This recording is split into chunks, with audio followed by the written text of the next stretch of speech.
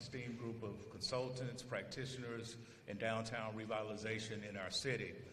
Started Tuesday night with a community visioning session where we got ideas from the community of what you want to see downtown, what you like about downtown, what you don't like about downtown. And in between that, the consulting team has had interviews with specific stakeholders. They walked around, we did a tour of Montgomery, and that all culminates tonight with the presentation of their findings. Now, these findings are not just words on a piece of paper. This will serve as a work plan for us to immediately start implementing some change in downtown Montgomery. So without further ado, I'd like to introduce Mary Helmer. She is the Executive Director of Main Street, Alabama, and she will introduce you to the rest of the team and get you into the presentation. Mary? Thank you. Hopefully our projector and everything will work well. So we do have a 5-member team. For those of you who are here on Tuesday or have listened to us at all this week, we had a little bit of an airport snafu. So one of our team members never made it because life is crazy. His bags made it to Nashville. He didn't. Very strange. So Michael Schroeder will not be with us in person, but we are going to have him come back somewhere in between because he's the urban design specialist before you get your final report. So as everybody else comes up, and I'll have Jay introduce Michael just a little bit more in his remarks, but we're each going to do our own introductions. That way you can kind of know who's doing what part. So as Daryl said, I'm Mary Helmer Worth. I'm the state coordinator for Main Street, Alabama. I have 28 years of Main Street experience. I was a local Main Street director for 10 years. I was an assistant state coordinator and coordinator in Kansas. And I have been the state coordinator to restart the program here in Alabama for the last 11 years. So, and it has been a complete pleasure for me to be involved in 33 different cities now in Alabama, and we have about 40 plus that are networks, which is the tier where a lot of programs start so they can begin to, tip their toe in the Main Street water and see if they want to dive in. Well, Montgomery, downtown, has decided to dive in. So we are here to help you with that. So I'm going to give you a little bit of an overview as we go through. So the Main Street approach is a 40-plus-year-old model to downtown neighborhood commercial district revitalization. So this is not anything new. It is something that has been tested and proven over time. What people typically hear me say when I go into communities is Main Street works 100% of the time if the community works the process. We were thrilled to have enough people in this room on Tuesday night that we ran out of papers, we ran out of all kinds of stuff, lots of participation, lots of fun around the table. And you're going to hear what that group of individuals from all over said, hey, what would we like to see? What do we think the strengths are? What are some things we need to work on? So they all got to vote at the end of it, and we have the top 3 or 4 of each of those as we go through. But Main Street is a 4-point approach. And economic vitality is at the heart. Economic development is at the heart of everything that we do. So we really want you to understand that while we will talk about promotion, and promotion is a super important piece, and events and activities are super important, we are not the party planning group. Our job is to work with businesses and help make this district more economically viable. That's really what we do. So economic vitality is about building up businesses, but it's also about understanding what the market for those individually owned businesses that are already here, those of you who have already put a stake down, what are some things that you can do to draw more people into your market? So that's just kind of, Jay will talk more about that here shortly. Design is about how everything looks. It's that kind of visual feel when you're walking down the street. Is there a place to sit? Is there shade? It's Alabama. Shade is lovely. Yesterday, shade was nice because it was pouring down rain, and I did not have my umbrella here. So it is nice that you have that kind of shade and coverage. It is about buildings, but it's also about what the window displays look like, the cleanliness. How does it feel as a district when you walk through? And are you able to go along the street wall and feel a contiguous district that is safe, convenient, and economically viable? So that's design.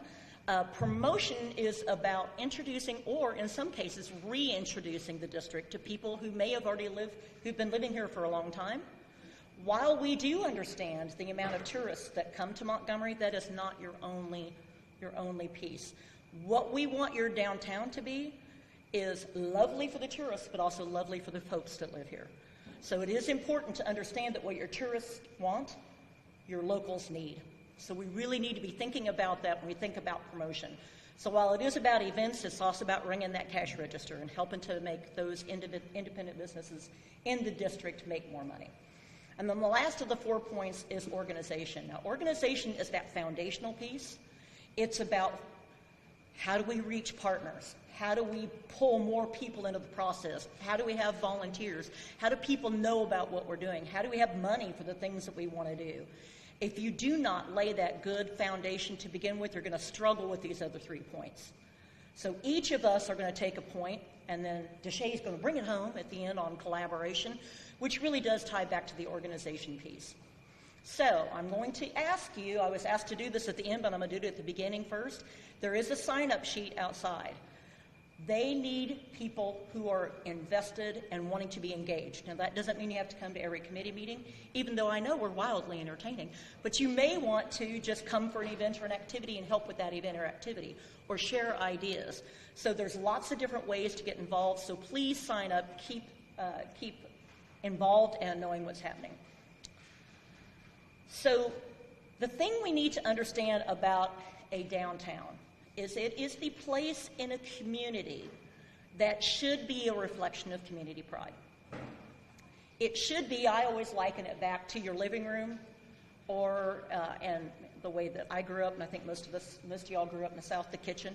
It's the place where everybody comes, where everybody gathers. It's the place that when you're in your home, people come and you're going to spruce it up. That's your downtown. Downtown can be a good reflection on your community or not so good reflection on your community. So it should be that place that you think about first and have that pride in. It should be a gathering place for everybody. It is the one place that everybody owns a piece of. It should be entrepreneurial friendly. After all, this is how your city started. And it started as, you know, big boxes are lovely. I like them as much as anybody else, but it started with somebody coming in with a cart and opening up a storefront as an entrepreneur. And there's still a lot of entrepreneurs in your downtown district, so it has to be entrepreneurial friendly.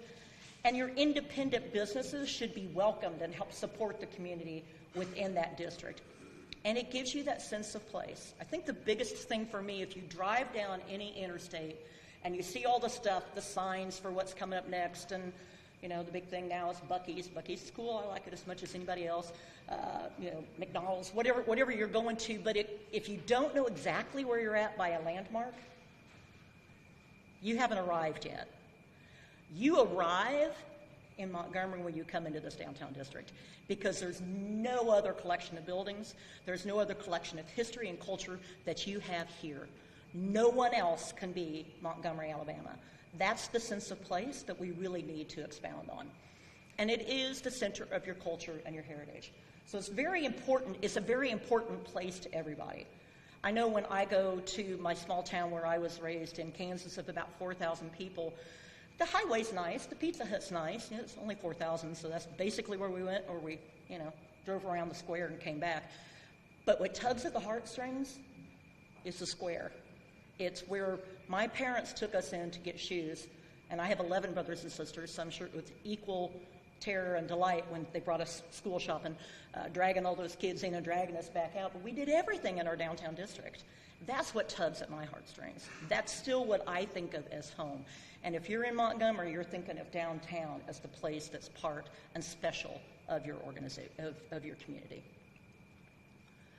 So, the Main Street approach, as I mentioned before, there is the National Main Street Center, Main Street America. Most states have a coordinating program. We are the state coordinating program here in Alabama. Our job is to work directly with each of these districts as you compete, which Montgomery did, to be a designated community.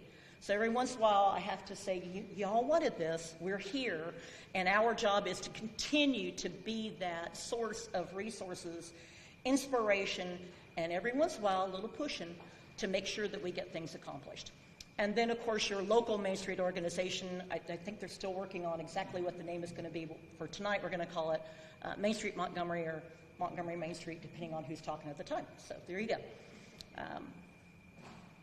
So you want to know what people said the other night? It was a lot of fun. It was a fast and furious events that we did, and everybody got to, had to get to their tables and agree. So it's always fun for me to take a very wide group of people, and then you separate them from their best buddy that they came with and put them with a different group, and they still were able to come up with, answers, and then they all voted.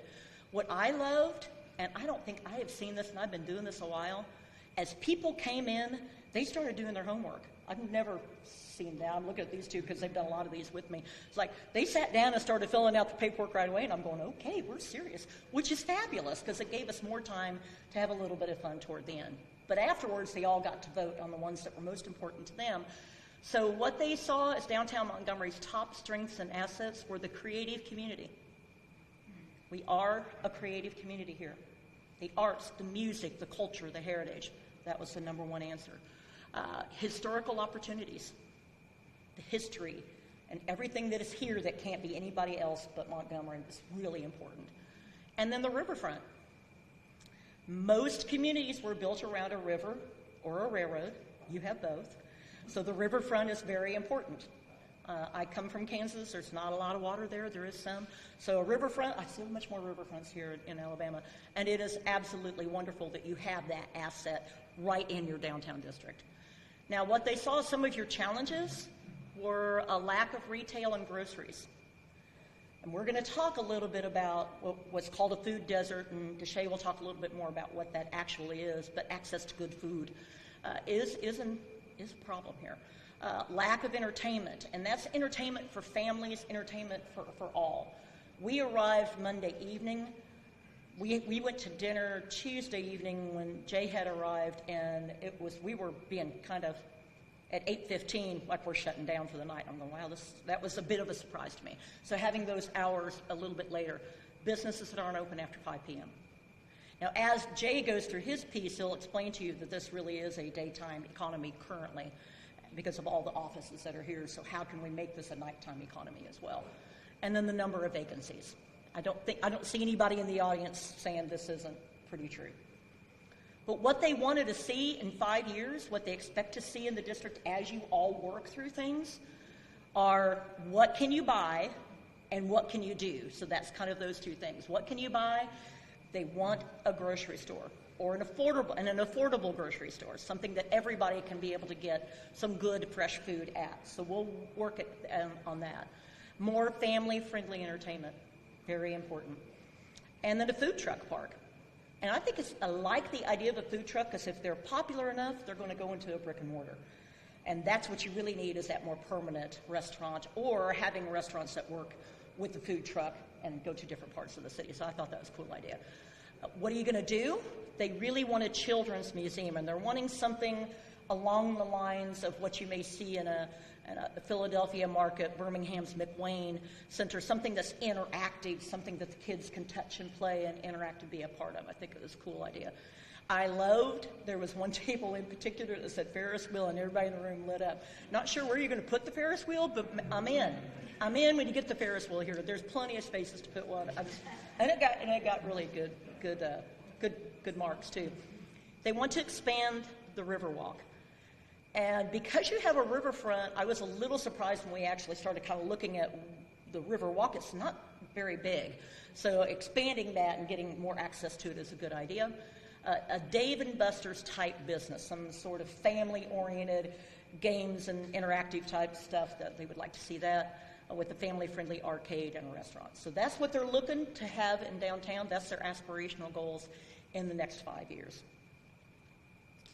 So my piece, that's kind of the overview. My piece is to talk about organization. Remember that foundation, that they're going to talk about fabulous things here in a minute, but if you don't have a good foundation, none of the rest of the cool stuff that they're talking about is going to happen. So this is super important for you to think about the organizational side of that. So organization helps create that strong foundation for a sustainable revitalization effort that includes cultivating partnerships, community involvement, and resources for the district. So the things we're really looking at is working with partners, partnership development, developing strategies for more inclusivity, keeping the community engaged. So important that the community doesn't get left out of it because Main Street is not something that happens to you. It is something that happens with you, and we have to have you engaged for it to happen with you. Recruiting and retaining volunteers, public relations, and then, of course, funding the program. So we could have spent days on partnership development, but we just kind of brainstormed on some quick ones. I'm sure you have other ones that need to be involved, so please don't think we left anybody out, because you'll see there's others. You'll come up with lots of different partners. In my 10 years as a local Main Street director, the partnerships grew and grew and grew and grew and grew. And things that you wouldn't think would have been automatically connected to the downtown became very important over time. So understand this always grows. But clearly the city, with their economic development, public works, police, all the departments, but those were the ones that were mentioned, is the county and the state. You are the capital city after all, so the state should be involved in what you're doing. Chamber, and particularly experienced Montgomery, because they have been so involved in what we've been doing here. Business and property owners, they're going to be, as well as the public, the greatest recipients of the services that we provide. They have to be involved. Again, it can't happen to, it has to happen with. Arts, culture, and heritage groups, we met with the arts group yesterday. Knocked your socks off, fabulous arts group. If you didn't know that already, we're very jealous. It was great. Montgomery corporations, universities, social clubs, organizations, church groups, and others. We also met with a very fun ministerial group. It was fun, and we always meet with the ministerial group, but they were great. I'll just say they were great. We kind of want to hang with them. They were fun. So the one thing you need to think about is the volunteer development side. Continue to always push out. And if you are somebody that says, hey, I don't know how to get involved, reach out. They're going to continue to reach out for you, but again, it doesn't have to be a regular meeting.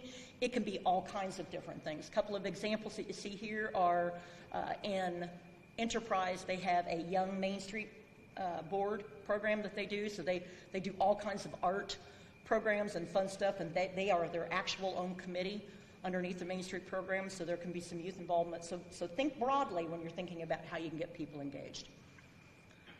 The next one is communication. Making sure that you communicate and you listen, that those things continue to happen. Main Street doesn't happen in a vacuum.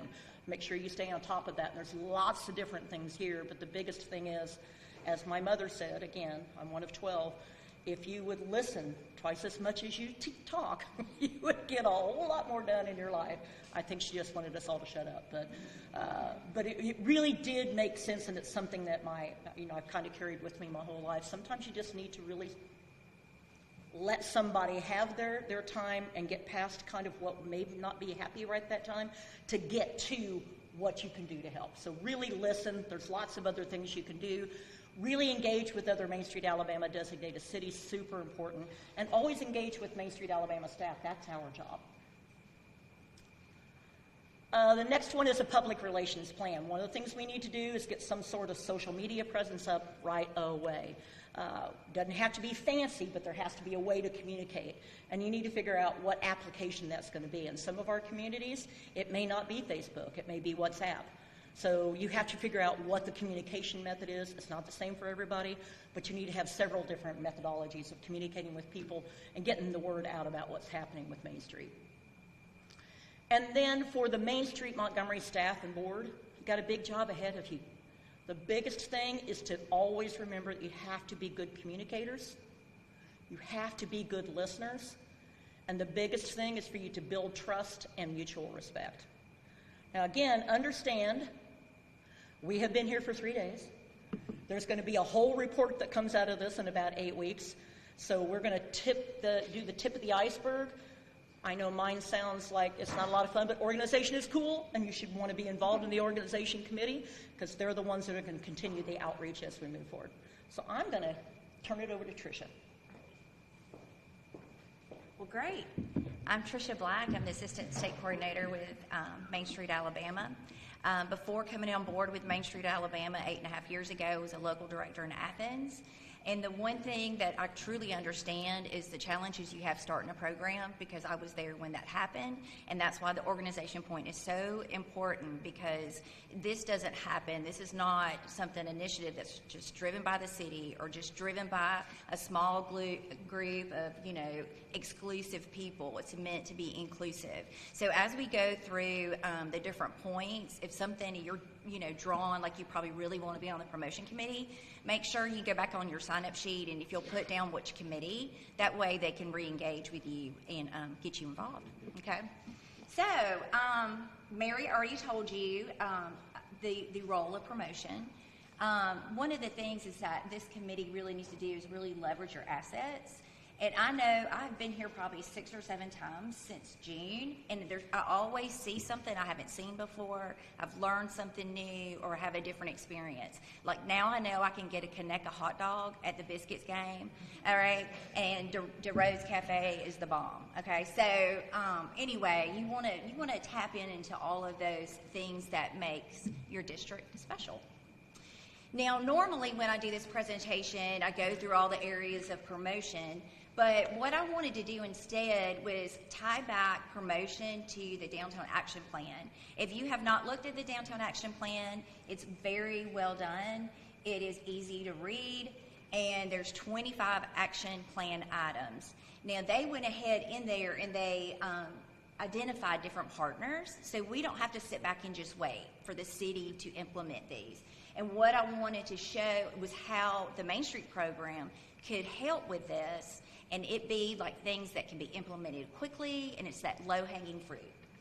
And then this is just a picture from our Tuesday night exercise, and some of the things that I'll bring up is from what I heard there, as well as during our meetings, and just talking to people on the street.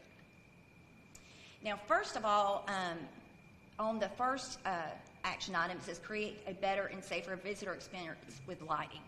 And I added the with lighting.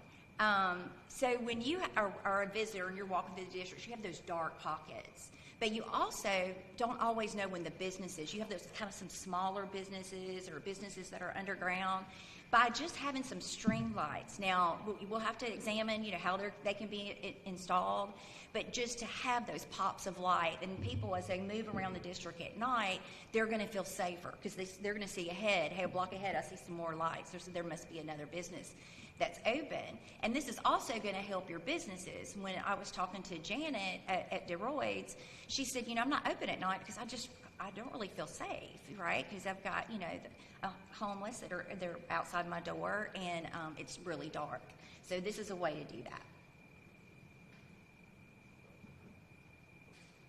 All right, next, and it's still that same action item, is let's do a nighttime bike ride. Okay, encourage people to put lights all over their bikes and just get the group together, and it will grow.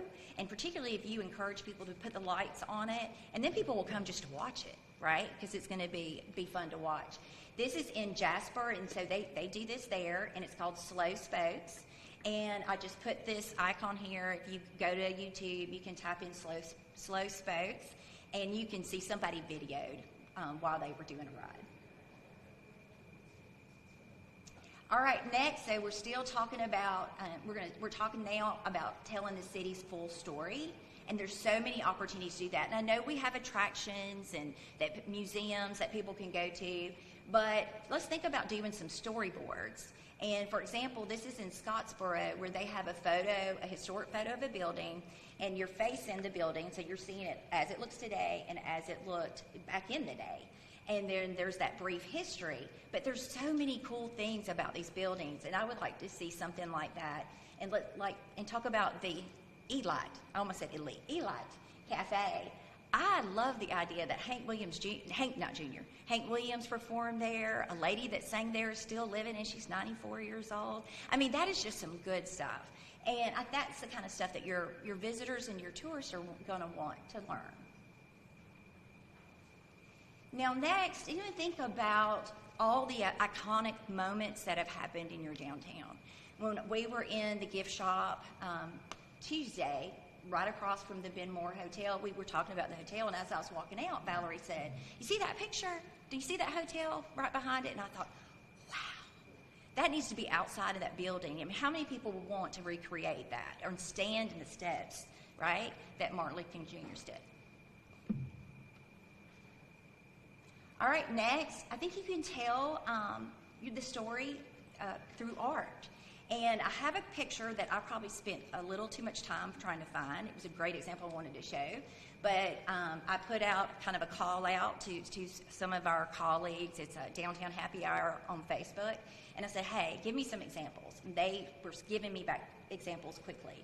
One in Klamath, in I don't remember what state, apologize.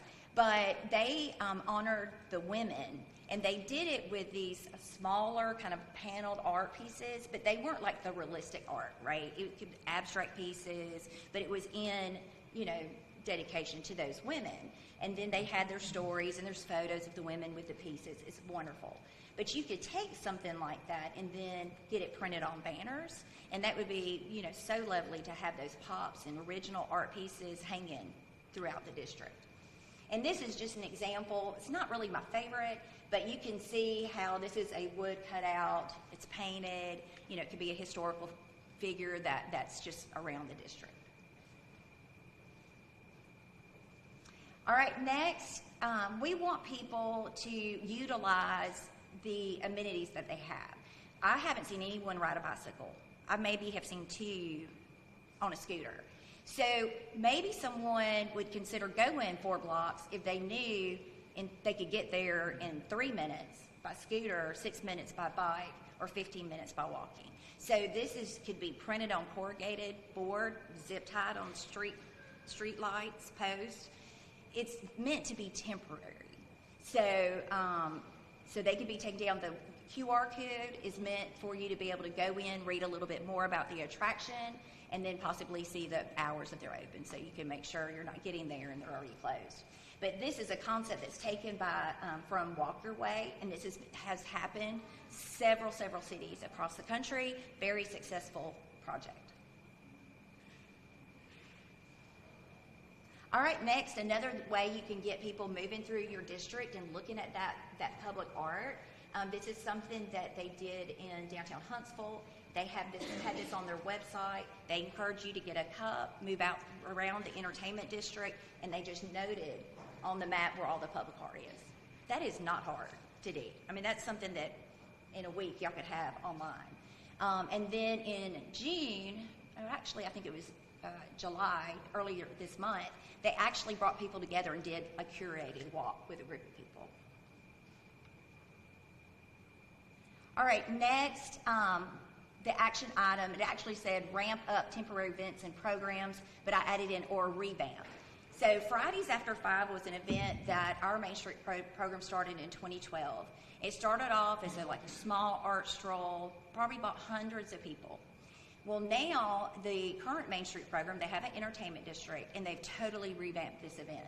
So they bring regional musicians, they perform on the courthouse steps, they have activities for kids, they have food trucks, and once a month, and during your summer months, they bring at least 5,000 people. So, if something's feeling tired, it's okay to change and revamp that event. And always keep in mind that these are the elements that you should always have when you're planning events. So you need to have music, food, something for all ages, something free, and overlapping events. So going with the overlapping events, this is something that is a preamble event in Athens prior to the Fridays After 5, but they also do it all the other Fridays that they don't have it. And this is a small alley. They have local artists that perform all different genres. It's free to the public, just like Fridays After 5. People can come in with their entertainment district cup. It ends at 6:30 or 7, and it's meant on the days that we don't have Fridays After 5 for people to stay and eat dinner there. But I have been so glad to see that they took this alley and didn't just renovate it and just let it be. They programmed it. Okay, and so this concept could easily tie into now with the new busking license and folks being able to get on the sidewalks and perform. But the Main Street program can play a role in coordinating that, right? So brand it, name it, tell where everybody's at, okay? And this is just when you talk about temporary events, you can see this vacant lot where you see that beautiful artwork, but they made it into a little mini golf. So again, that's a temporary event. And the alley that I just showed you in Athens, this was the first attempt of doing something to that space. So they had high school students that came, they put artificial turf and just cleaned it up. So it was just a temporary space until the full renovation could happen. All right, so next, think about having some sort of downtown toy chest. This could be items that are stored, I don't know, in a facility or in a trailer. And that way, it would provide interactive activities, okay? So during events or other times when you just want to activate spaces. But it can also be an opportunity for other organizations that want to bring in these items to check them out. So they check them out for free, they have them, they put them out, and again, that's just giving that something free, something to do during their events. All right, next on support local and small business support, and I added with online presence. Like Mary said, we need an online presence quickly.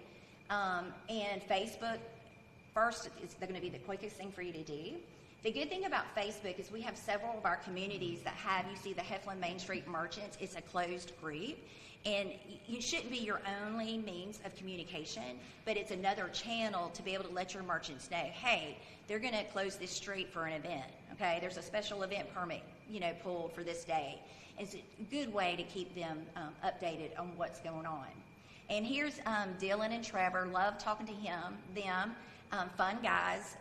Deshae and I talked with them, and we learned a lot about the things that they want to see in the district.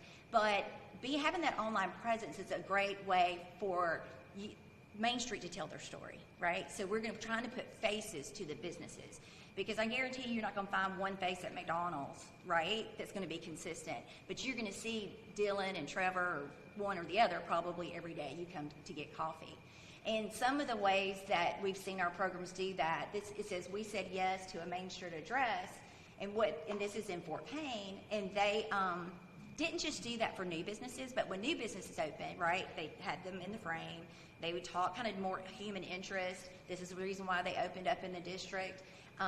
This is the items that they're selling. But you can do it for existing businesses, okay? This business has been here 24 years, whatever you want to say. We're just putting those faces to the businesses. And another thing, and of course, when I was enjoying my Conecuh hot dog, I really thought this was a good idea. But as people are entering a biscuits game, they could get what we call a bounce back promotion. So you get businesses to agree to give $5 off with a $20 purchase, and you have the QR code so that can stay updated on the businesses that are willing to participate.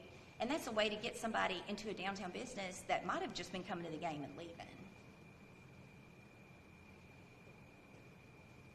And I know that was quick, and those are a lot of things I threw out, but that's just kind of a tip of what is going to be in the report, because I wanted to show you guys that you don't have to wait and think out like a huge project to take on or a huge, festival. You can have those wins quickly by implementing those action item plans. So I encourage everybody to get involved. Again, this is a volunteer-driven organization. Get things done. Don't talk about it to death. Collaborate, have fun, and celebrate your wins. All right, and so I give this to you. Thank you. Well, good afternoon. Yeah. At first I thought that was me, and I was going to say thank you and leave. No, that was awesome, Tricia. Thank you so much. I am not Michael Schroeder, who is, as Mary mentioned earlier, just wasn't able to get here. His luggage did get to Nashville, which is kind of interesting. But nonetheless, we will be bringing Michael to Montgomery. He didn't want you to feel left out either. By the way, Michael and I have worked together for a couple of decades. He was served in the private sector and is a landscape architect for a number of years. His day job these days is Assistant Superintendent of Parks for the Parks Board in Minneapolis. He is in charge of all planning and development work with the Parks Board there. If you know anything about the Parks Board in Minneapolis, let me tell you, it's a really impressive operation and network of gathering spaces and parks.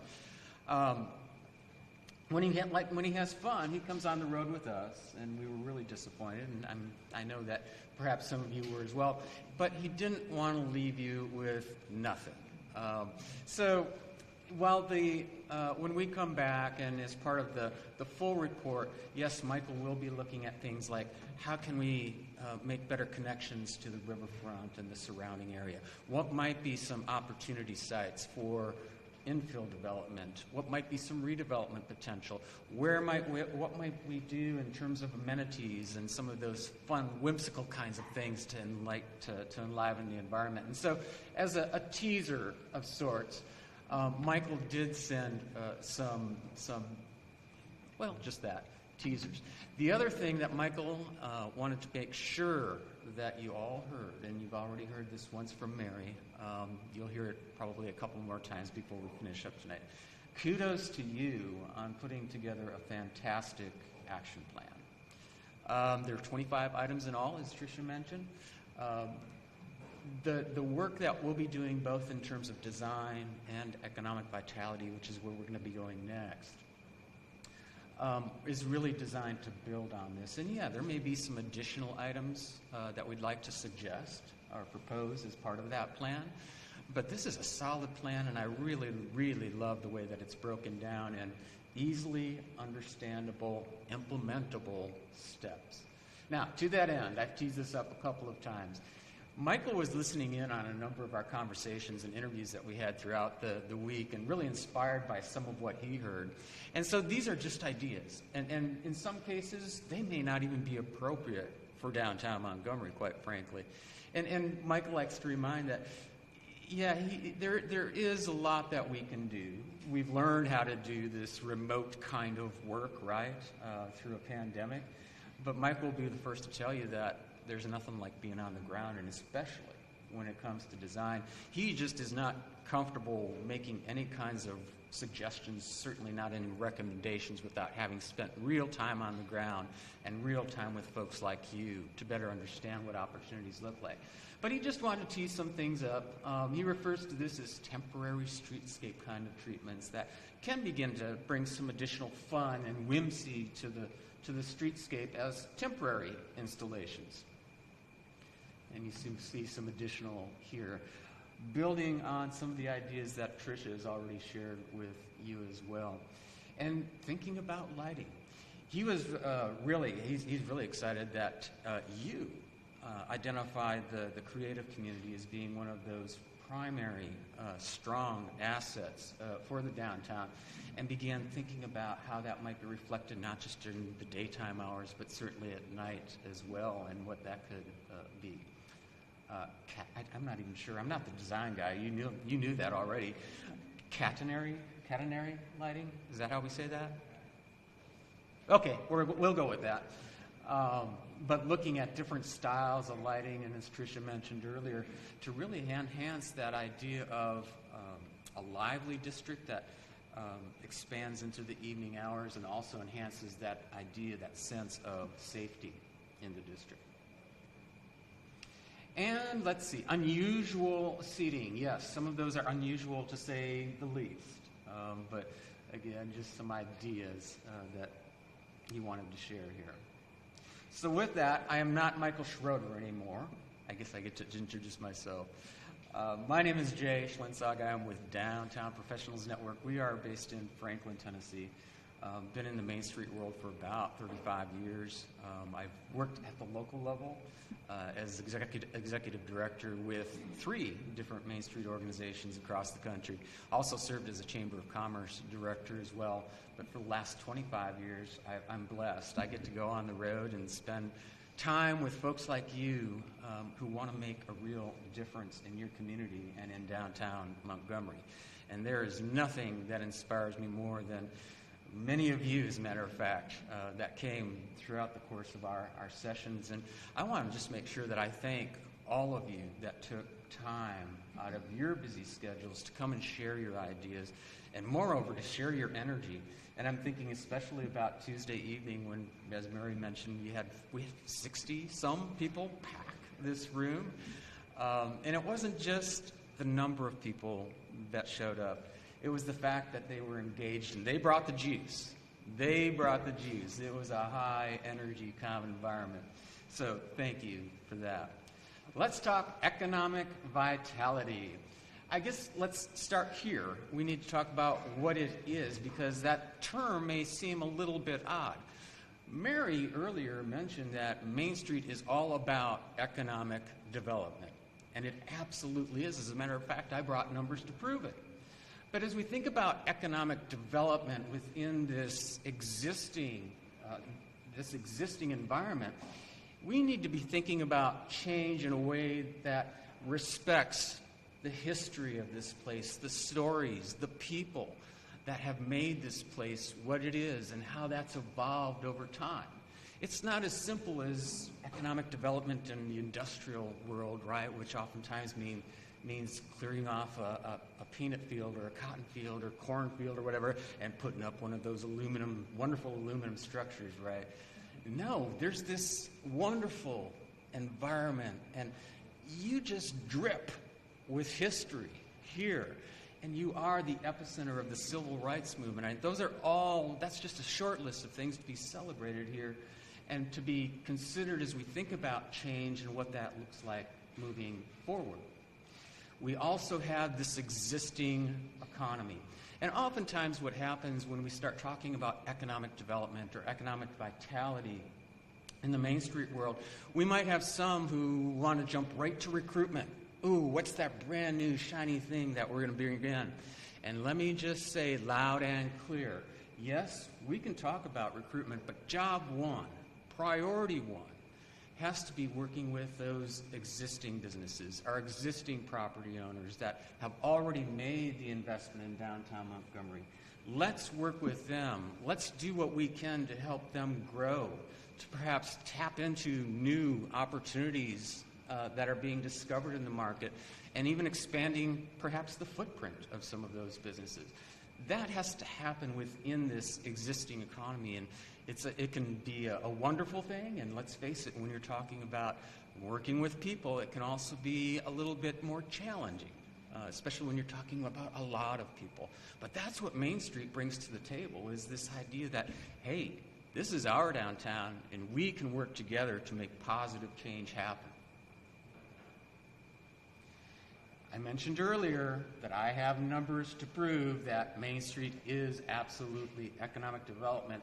It's a matter of fact, over the first 10 years of Main Street, Alabama, we very quickly became a $1 billion industry, I guess you could say. $1 billion of investment in building improvements, property purchases, and total public investments over that short 10-year period. Yes, it is about jobs. It is about investment. It is about new businesses, and you can see how those numbers stack up. In my neighborhood, these are still some pretty big numbers, and I hope that it even excites you even more that you are now part of this proven, demonstrated economic development movement in Alabama. Let's then talk about what opportunity might look like here in downtown Montgomery. And as Mary mentioned, I mean, we've been here for 3 days. I will not speak for the rest of the team. I will just tell you that in 3 days, spending 3 days here in some cases makes me an expert on very little when it comes to downtown Montgomery. But we have started to dig in a little bit to better understand this place. And this is just an example of some of the demographic and socioeconomic data that we've been mining. Taking a closer look at some of that information, I wonder if some of you may not be a little bit surprised, even though some of you probably work with these numbers most every day. But we looked at, for example, a 10-minute walk. Basically, if you were to walk any direction from just about where we're sitting right now, a 10-minute walk. Compared that in some cases with what's happening at the city level and what's happening at the state. Anyone surprised by the population in that 10-minute drive, the 10-minute walk area? What's kind of interesting to us is in 2010 we had 466 residents within that 10-minute walk area. It actually dropped between 2010 and 2020 and dropped again between 2020 and 2024 where current estimate is 382 residents living within this 10-minute walk area. The good news is that, yeah, we're not talking big numbers, but there is growth projected over the course of the next 5 years through 2029. Now, of course, that could change in a hurry with investment and redevelopment opportunities that look up and look all around at housing opportunities here in the district. Whoops. Got an itchy trigger finger. Same type of a scenario in terms of households. What's really interesting here, though, is that you can see at the city level, we're actually expected to see, well, it's nominal, right? 0.4% decrease in the number of households through the next 5 years. But look what's expected to happen here with a jump to 322 households by 2029. That's a 6.3% increase, even surpassing what's expected to happen. And again, I would suggest that these could be considered very conservative numbers based on the potential for what could happen in that 10-minute walk area. How about this? Yeah, we may not have a large number of households within the downtown or within that 10-minute walk area today, but, whoops. But this one surprised me a little bit. I don't know if it surprises anyone here. Of those households within that 10-minute walk area, you can see a healthy $65,000 plus in terms of median household income. That compares favorably with the city of Montgomery and even surpasses that household income number for the state of Alabama.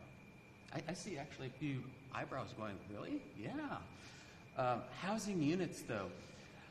The number that jumps out here is this 20.3% of existing housing units classified as vacant. Now, that number, that percentage, includes housing units that are not habitable in their current condition as well. So that goes a long way in explaining why we see that figure. We know it's true here, like it is in most communities across the state, that housing is a difficult topic right now. And the availability of move-in ready kind of housing is actually an issue, a challenge here, and especially as we think about affordability. But it points again to that potential for growth in the 10-minute walk area. A couple of more. This scene changes in a big hurry come daytime, right? Look what happens. We go from 211 as a projected population in this 5-minute drive time area to 5,525 as an estimated daytime population, and you can see the breakdown of workers and residents within this 5-minute walk area. Yes, that's a change of more than 2,519%. I don't see numbers like that very often, I can tell you that. And you can see how that also bumps up as you travel from the 5 to the 10 to the 20-minute walk area. And this is part of what drives, not a big part of what drives the economy, obviously, within that and within these walk time areas. Now, Jocelyn from the city was kind enough to share some of the Placer AI data with us, and we've only begun to really dig into that, but a few things jump out. Number one, but within the last year, over the last year, about 933,000 visitors to the downtown area. Again, a big number, and the good news here is that going back 3 years and comparing, we saw about a 30% increase in the number of visitors to the district or to the district over that period of time. This was a little bit surprising because there's been a lot of discussion about how things aren't open in the evening hours in downtown.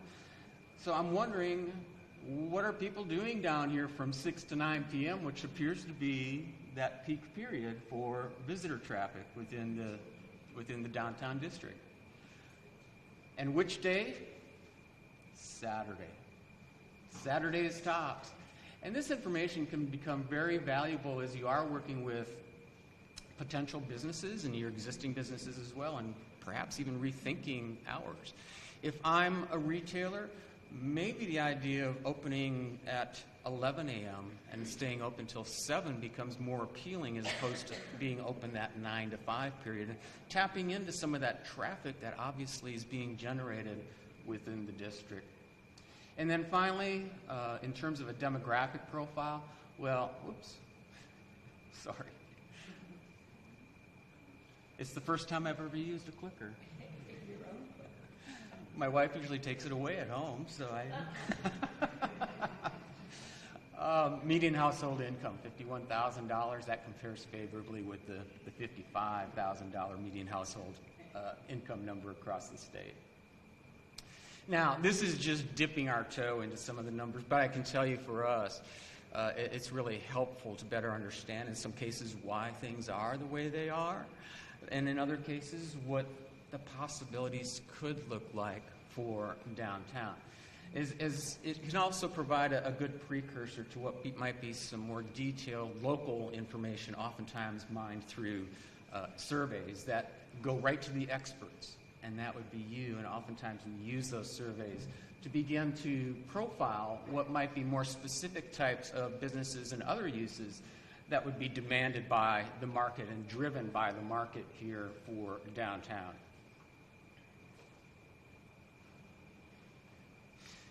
So I just want to share a few different thoughts, and much of this comes from the conversation that we had in our time out on the street when we were wearing the weather out there. A couple of ideas come to mind, and as Trish and I think Mary both mentioned, I mean, we're only scratching the surface here, and we want to give you something to look forward to when you get the big book, right? The big report with all the other ideas to share. But what about this idea? We saw a lot of these. We saw a lot of unoccupied storefronts and spaces throughout our time here. What if we put a little bit of a different spin on that to not only identify and talk about these spaces as opportunities, but even begin to, in some cases, perhaps change the narrative as we do have those conversations and as folks are traversing the downtown area. And we just are sharing some examples here that you see from friends. Obviously, this is an example, too, of where we need to be working closely with property owners and brokers and agents that are representing those properties to make that happen. And I see Ken is back there. This was during his tenure in Opelika. As change is occurring, be thinking about how we can signal to those that are spending time enjoying the district that they need to come back, because additional change and brand new, shiny things are going to be coming, moving forward. And then as we think about promoting those opportunities, I think the first question we'd like to ask is downtown Montgomery business and development friendly? We did ask that question at least a couple of times during our visit here. And let's just say, like in most communities, the reviews were mixed. And I think even those that are engaged in economic development here would tend to agree that there's always more that we can do in terms of talking about this place and attracting quality development and attracting quality businesses to the district. So what we're going to suggest is continue to work and even strengthen those partnerships as one of the players in the economic development arena here for downtown Montgomery. Some ideas would include a simple, straightforward, easy to understand, user-friendly, is that enough adjectives? A business startup guide. And sometimes we get into a community, I didn't ask the question here, by the way, but sometimes we get into a community and we're talking about different toolbox contents. And I like to ask, so do you have a starting a business guide? And someone will get really excited and say, yes, we do. And they run to the back office and they come back with a wheelbarrow and, something like this thick for someone to wade through. Especially as we're talking about small businesses and those entrepreneurs and others that don't do this for a living, just being able to outline some of those simple steps, not the entire encyclopedia, but those simple steps to get started, and most importantly, steer them toward Main Street and other economic development resources that are in the community and that can help them navigate that process. And you see that represented there, even infographics. Very simple, but yet they not only point those prospects, those candidates to the right resources, but they begin to tell a little bit different story about this place and the fact that, yes, absolutely, we want to be business friendly, we want to be development friendly. Anniston has done a nice job using those infographics, and Tricia mentioned earlier, website needs to be right up at the top of the list in terms of the Main Street organization's next step. Use that website to really tell the story and begin talk about and outline that process. Decatur is another one that's done a really nice job, really focused with a section really focused specifically on developers. It's something that we don't often see, and I really like what they've done. So I would encourage you, as you do begin to develop those ideas, take a look at these and some other websites that we'll provide links for to perhaps be inspired. Absolutely, we have to, and we want to work with all of our partners to take advantage of the different resources that might be available for development and promote those as part of that business-friendly environment. We will share some additional examples. Birmingham has done a nice job with some of the packages that they've put together. Memphis, in particular, as I was putting together a recent publication, I found a lot of good ideas with what they're doing in Memphis, Tennessee, so I'll be sure to send you links to that as well. We'll also provide you with a link so that you can access our business development incentives. And by the way, I guess I kind of jumped right past it. As we were talking with different groups, including those representing the economic development community here, there was a real desire to have something in place. We understand that right now there's not necessarily an existing program, there aren't existing programs or incentives that are promoted here, but there seems to be a real appetite to do that, to actually have something packaged that we can offer to those that might be exploring opportunities in our downtown area. So, thank you again for all the time that you've given us here. Thank you for inspiring me. And let me just tell you, I started out by saying you're dripping with history, you're dripping with potential here. And I'm so excited that you are part of the Main Street family here in Alabama. And I wish you all the luck moving forward. And with that, I'm going to give it to my friend Deshay.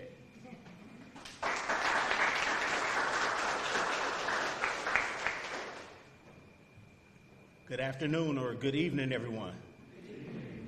I am Deshay Agee. I will say was one of the individuals that caught in the plane debacle, the travel flight issues. So I really wanted to be here. I'm born and raised in Milwaukee, Wisconsin.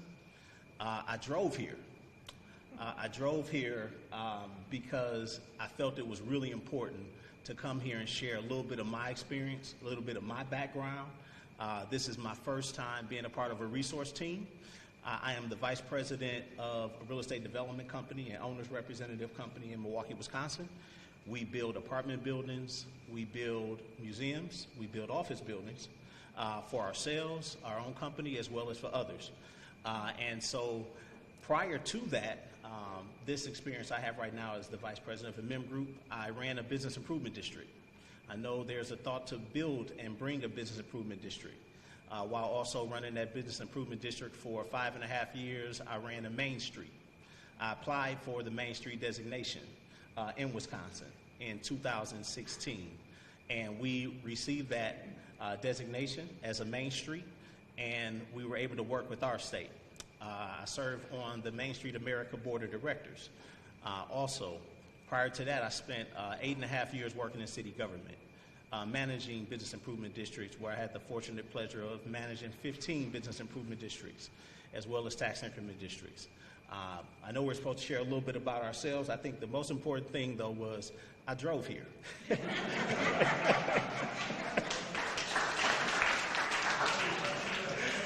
That was a 14-hour drive.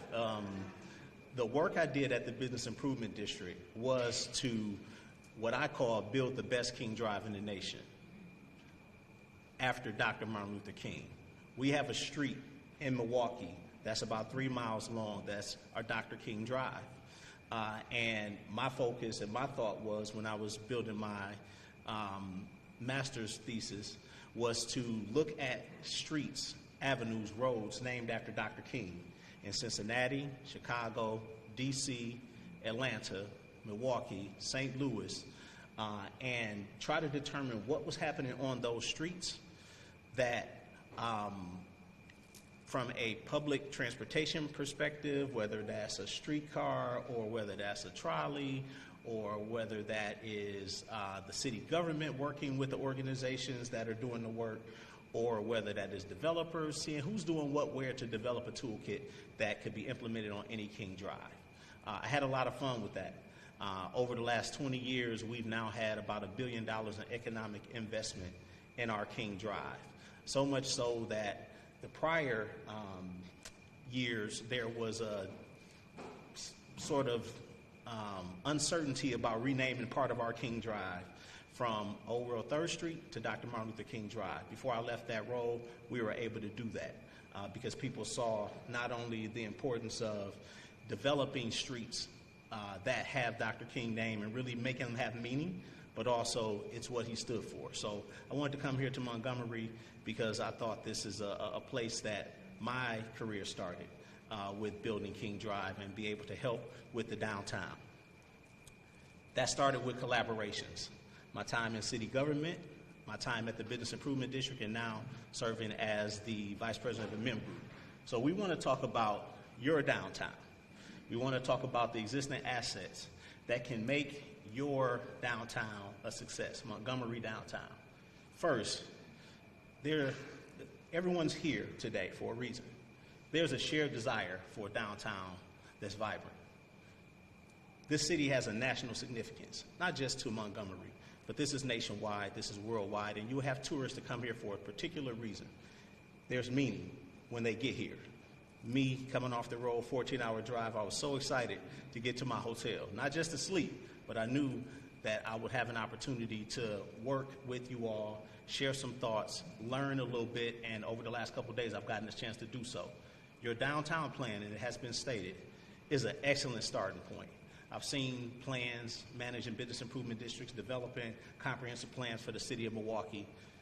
You have an excellent starting point. We just have to dive a little deeper into that. You have committed stakeholders and partners, including the city of Montgomery. You have elected officials that we had the pleasure to meet with, department heads, the Chamber of Commerce, Experience Montgomery, the new Montgomery Main Street organization that was designated, local business owners, local developers, and residents who are happy to share as we've asked them questions. What do you want to see downtown? And they've been very open. I'm sorry I missed the event here on Tuesday, but I tried to make it up by talking to people every time I walked around. Commercial district revitalization. We have to look at square one. We're talking about properties, square one. And as you look at those properties, there are signs up that you'll see people are leasing properties, people are selling properties. We have to determine who those individuals are that are leasing these properties and selling the properties. So the recommendation is that we really develop stronger relationships with the real estate brokerage community. Create a thorough inventory of all the properties that are for sale, all the properties that are for lease, but not just that, determine what those amounts are. Have those in the database. You have to assist with marketing those properties. When I say you, I'm talking about the new Main Street Montgomery, or Montgomery Main Street. We have to support those properties in terms of getting them back active, getting businesses in them, and I'll talk a little bit about businesses shortly. We have to identify the reuse potential.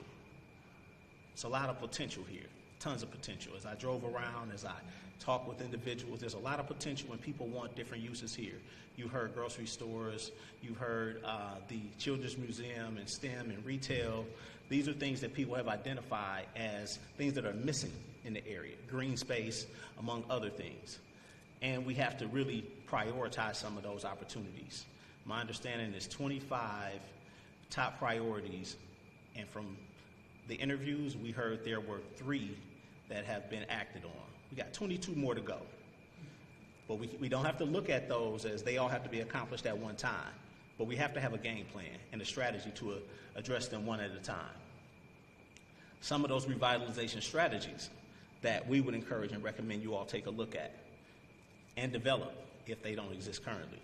develop a standardized incentive package for property redevelopment. We had a good conversation with a couple of council members who found interest in developing a standardized incentive package. From what we understood, there's more customized incentive packages. A developer will come and say, hey, I'd like to build this. The city will work with them one-on-one. In other communities, there's a standardized process, whether that is things like a white box grant. I want you all to think about the buildings. Think about the inside and the outside separately. The inside, a white box program focuses on electrical, plumbing, HVAC, carpentry improvements in a building and getting them ready for a business to go inside that space. That's the white box program. I don't believe you all have that yet, but again, in talking with a couple of elected officials, they found interest in a program like that. In Milwaukee, funds have been reprogrammed from Community Development Block Grant to be able to support our citywide white box grant. That was a program that I introduced to the city of Milwaukee, and I left the city in 2016. I think that was about in 2011 I introduced that program, so that was over 10 years ago. The program has continuously been funded. A lot more buildings have been activated through the use of that grant. In some cases, our government has put $500,000 toward those programs. In some cases, it's been $1.5 million or $2 million. Another program, just want you to think about the outside of the building. Outside of the building is the facade. Windows, doors, awnings, landscaping. The outside of the building. It makes it attractive for a business. Helps a business, along with signage. People have to know the business is there. If they don't know the business is there, it's less likely for them to go there. These are programs that we encourage and recommend that you all look at and work on developing in conjunction with the city of Milwaukee. City of Montgomery, Milwaukee. In conjunction with the city of Montgomery. Again, and the main thing is it has to be a support for Montgomery businesses. Businesses need to be successful, and in order for the businesses to be successful, people have to visit them. Let's talk about the business support now. A business one-stop shop. There are entrepreneurs that are saying, hey, I think I want to start a business, or they've gotten so far as to develop a business plan or an executive summary. Sort of an interest to occupancy walkthrough. What does that look like? There's the permitting, there's the engineering, there's already a process in place with some of the city departments where you all walk them through that process, but there's other pieces that, be it the chamber, be it the Main Street, can support these businesses and helping them to get activated. An app that promotes businesses and local events. One of the things we heard in the interviews was that things happen and people just don't know about it. How can we do a better job at promoting what is happening, not just to get the people to the businesses, but get people to the events in our downtown? Let's talk about business recruitment. We talked earlier about some of the businesses that people have stated they would like to see. Again, the Children's Museum, the retail, the grocery store. How do we get that? How do we get family-oriented businesses? It's going to be a recruitment effort. It's either internally or you're bringing them in.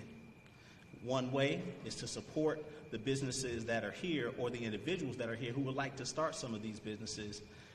And now you have local individuals that are running local businesses, and we've met with some already. I know it's a bike business. I'm missing Will's name. What's the name of your business, Will? Hilltop Public House. You all know Will, right? Sure. We have a ton of individuals who are likely to start businesses if they just had a little bit of support. The nightlife is another thing we heard. When I got here, I drove around for a while. It was late, I know, it was about 11 o'clock, but it wasn't a very active downtown at that time. How do we change that? Is that something that we want to change? You have tourists like myself in town. How do we make sure that the businesses are open beyond 10 p.m., open beyond 11 a.m.? I'm staying tonight because I heard there's some stuff happening a little bit later from Kiana. I don't know if it is or not, but I'm going to stick around because I really want to take in as much of this experience while I'm here, and I'm sure there are many others, conferences that come in town, that they want to do the same thing. Increase the lighting in downtown. Lighting is a function of safety. How do we make sure that people feel safer as they're walking around downtown? That could be as simple as string lighting, or that can be a more robust lighting plan. Let's talk about cleanliness and safety. We talked with one of the local developers, and one of the concerns we heard, again, not just from them, but also from individuals, that cleanliness and safety is a concern. Homelessness downtown is a concern. The Salvation Army is no longer downtown from what we heard, but there is a hub that is being worked on to help support some of the population that are currently homeless. Let's talk about entrepreneurship. We talk about businesses again. Training for the aspiring entrepreneurs. Things like bookkeeping, marketing, what products would work best in their business. There should be some support for those businesses. I know in other communities there is. And again, I'll talk about the collaboration of how that gets done just briefly. Let's talk about the funding for the new and existing entrepreneurs. If there is a robust funding strategy, or if it's not, there is a need for that. Entrepreneurs, businesses want to be successful. That will help your downtown to be vibrant as well.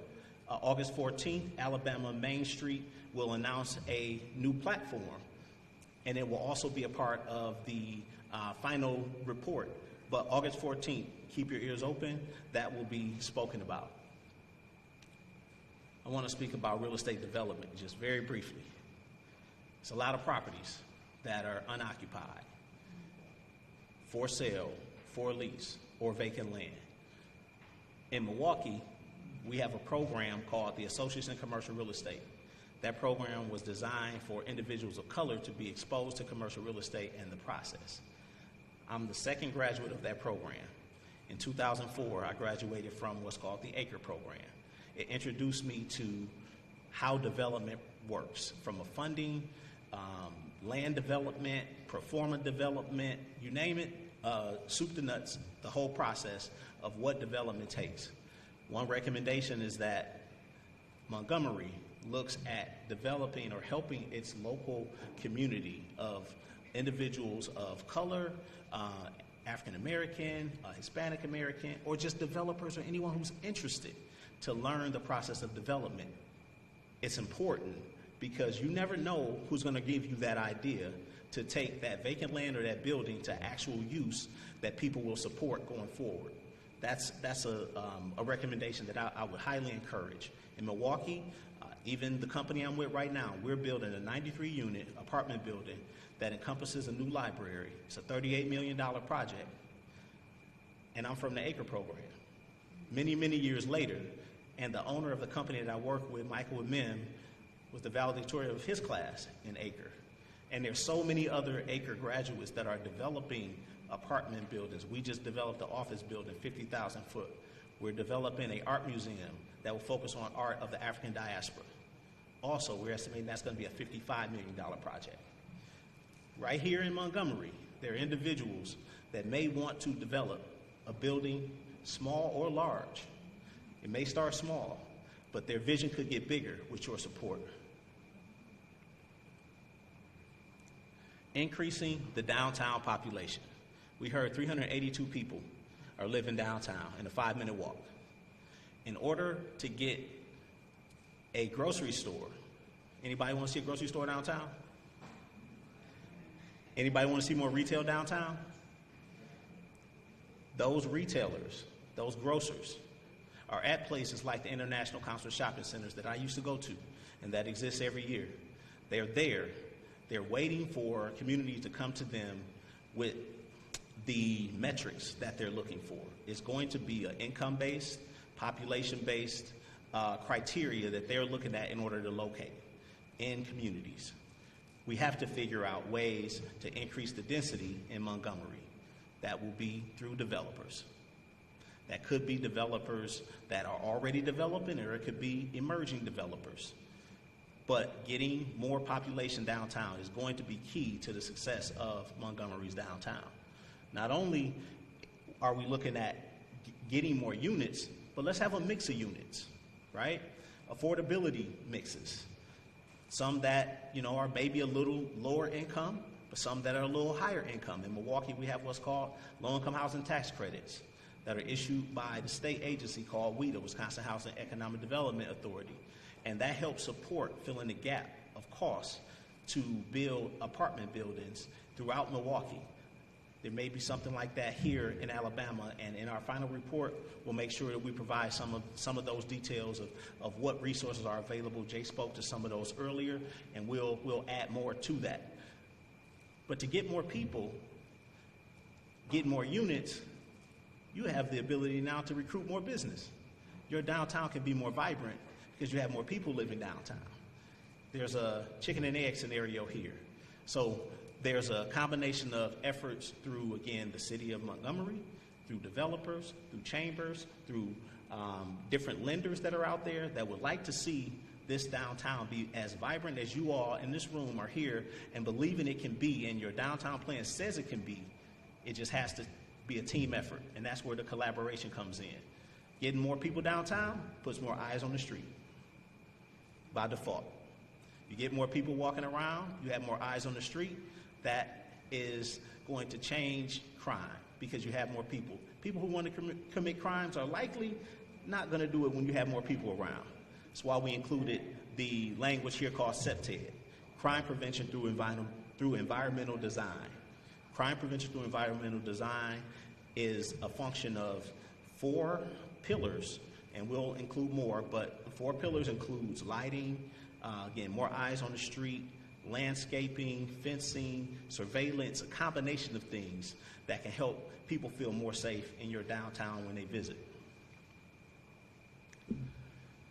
The word we started with, collaboration. What we heard there are different organizations that might be doing the same thing. There might not be communication between various organizations of who's doing what. And there's kind of some overlap. What we're recommending is that the organizations really work closely together. Main Street, Montgomery, or Montgomery Main Street, the chamber, the city, is going to take partnerships, true partnerships, that can really change over the next 5 years, 10 years, 20 years what is happening in Montgomery. But it's going to take everyone looking at what is my goal, what is my organization's goal, how does my organization's goal align with your goal? And my understanding is we have a new economic development director coming in and a existing economic development director that there's going to be some overlap there. That's a great opportunity to bring things together with the chamber and so many others that's a part of this conversation. In short order, this can really happen, and it can happen in so fast. I've seen it happen in Milwaukee that the energy, it's all about the energy. A developer asked me, what do these beads mean? Everything vibrates at a frequency. Our voice, our tones, what we say, how we say it, all of that has meaning. This collaboration model here and the role alignment will have meaning once people understand and care enough to say, I'm gonna leave my ego at the door. We got goals to accomplish. People can work together, and we really encourage everyone to work closely together. Closing recommendations. You heard it earlier. Is the process for people to get into business friendly? A code enforcement and zoning code that is friendly would be helpful. I'll just say it that way, and I'll leave it there. The out-of-town property owners, we heard there are out-of-town property owners that may not necessarily be addressing their properties. There should be better coordination and conversation with those property owners to ensure that they are a part of the change and the positive change over time. Not saying that it's going to happen overnight, but you have to engage them. Having vacant properties that are absentee owner does not help with the vision of improving your downtown. Identifying potential stores to address the food desert. Food desert, by definition, is an urban area where there is minimal access to fresh food and fresh vegetables, by definition. It's probably 2 to 3 miles from here that you have to go to a grocery store. That's our understanding. In order to get a grocery store here, some of the earlier recommendations has to be taken into consideration, but also we got to look at other models, some smaller models, like the Dollar General Market example or an Aldi example. Lastly, people have said it, you know it, I know it, there is not a strategy currently that is addressing the homeless population. There has to be, I know that there's a hub coming, but there has to be a way to address that collaboratively in addition to the retail recruitment, the business development, the increasing the developer pool, and also just in general, everyone putting their hands together. Get your hands dirty a little bit. It's okay. It's okay to do that, because at the end of the day, the next generation of Montgomery residents will have and be in a better position because of the work that you're doing right now. Thank you.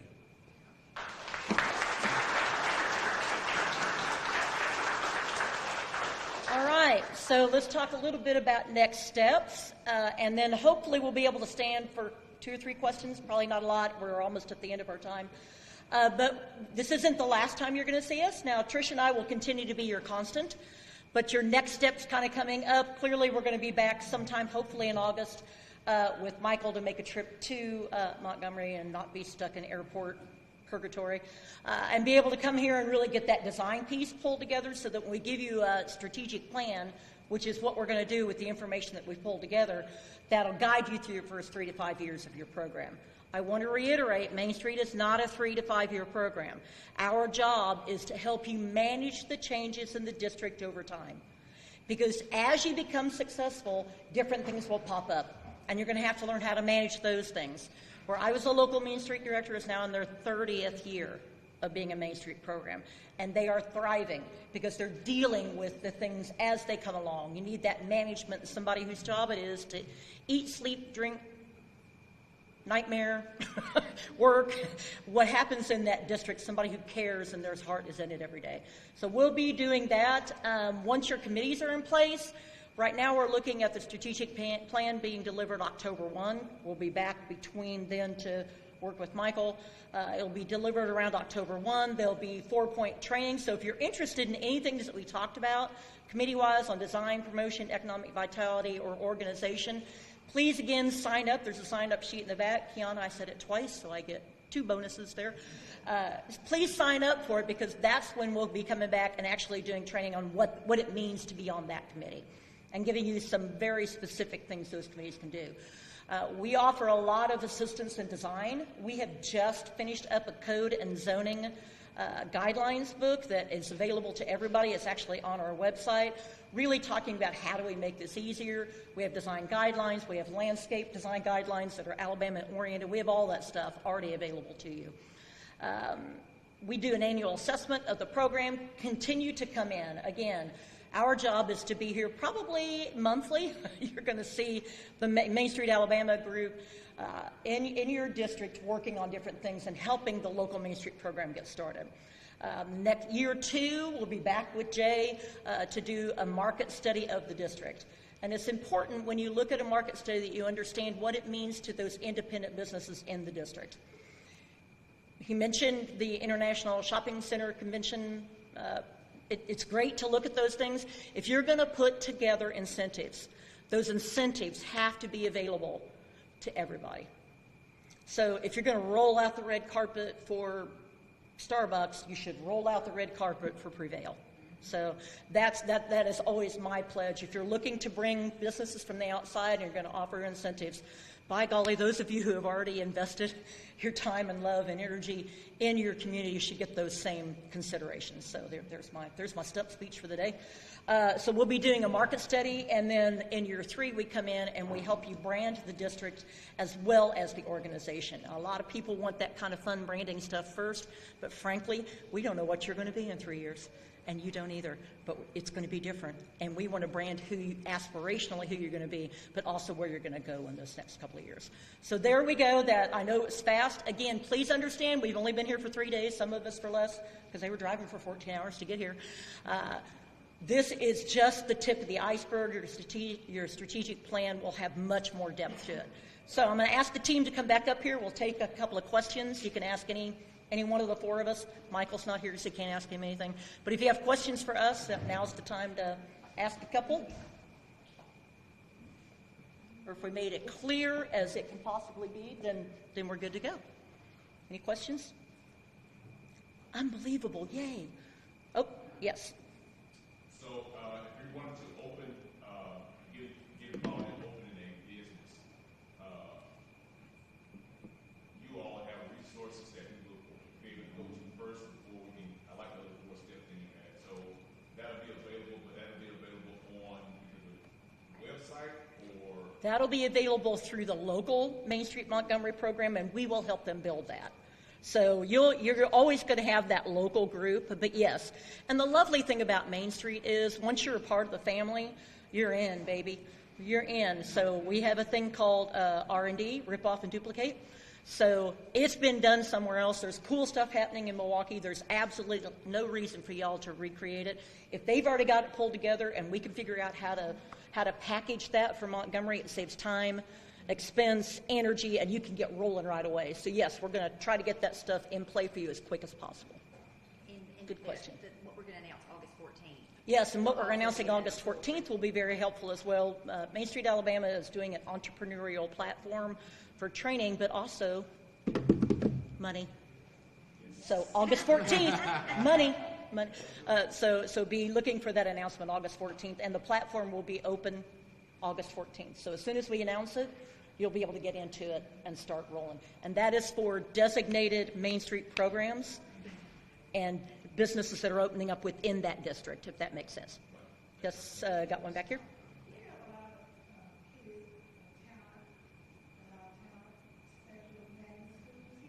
Mm-hmm.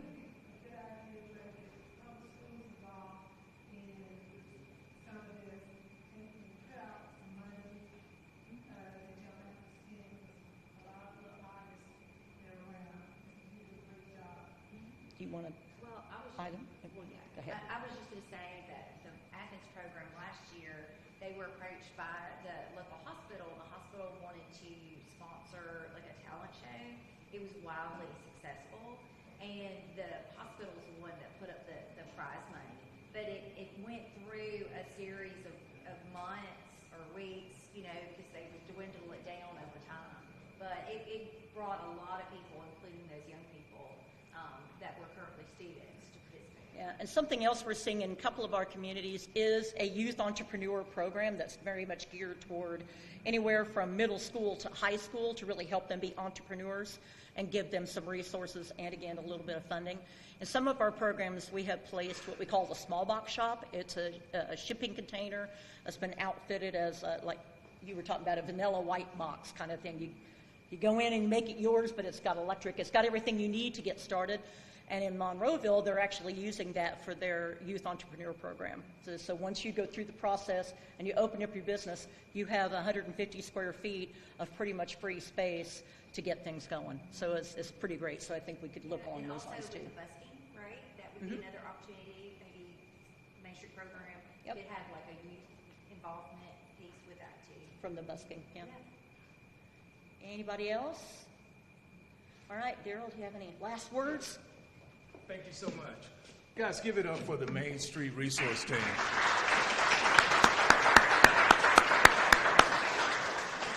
You know, when I first talked to the mayor about Main Street, we talked about the resources that they bring to Montgomery. So this 3-day engagement for experts in downtown revitalization would cost hundreds of thousands of dollars. We got that free of charge by being a designated community. And this is a blessing. I mean, the community has been engaged, and they're giving us a launch point to start our program. So with that, I'd be remiss if I didn't recognize our board members for Montgomery Main Street. President Kiana White,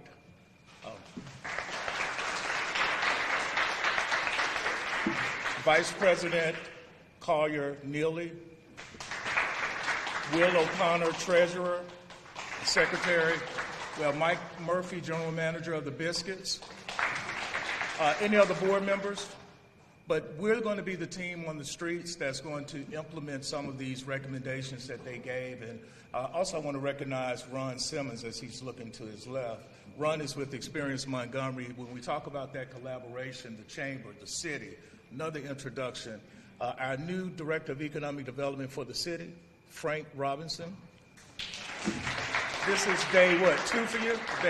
Day 2 for Frank. So all of us, we're going to be the gumbo that's all working together to create a perfect mix, a perfect ingredient for Main Street. So thank you for coming out. There will be several other opportunities to engage, and thanks again to the Main Street Resource Team. Thank you guys. Have a great night.